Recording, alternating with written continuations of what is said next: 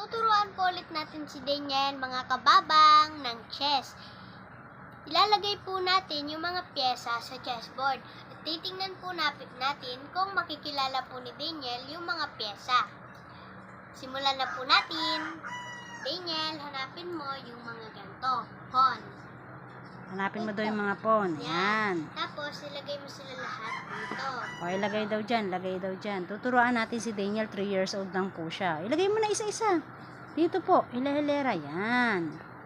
Yan.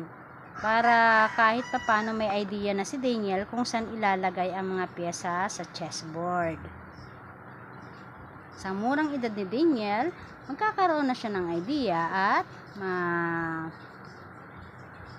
makikilala niya na kung ano baga yung mga pyesa. Ay, ang dali. Ang bilis niya mga kababang. Oh. Ayun, yung rook daw anak. Yung rook. Yan, ganun. Dalawa. Hanapin mo nga po. Nasaan po yung kapares ng kay ate? Yan. Ayan, ang galing naman ni Daniel. O, rook daw yun. Ilagay daw dun. Lagay dito sa anak, sa gilid. Sa gilid po ilalagay. Yan. Kabila.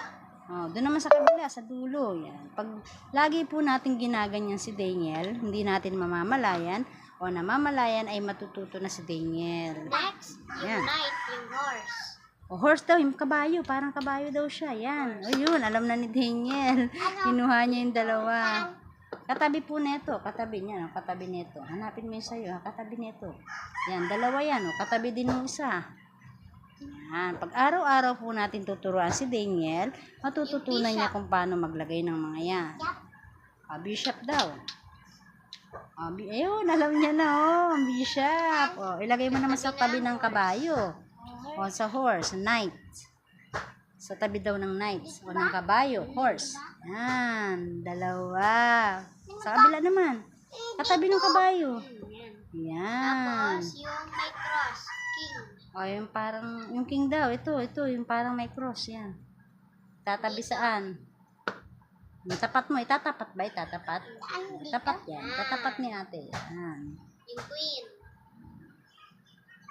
Sa may nalagay. Oh, yay! Nagawa ni Daniel. Walang kahirap-hirap. Patingin. Yung nagawa nga ni Daniel, sabi mo, very good ako.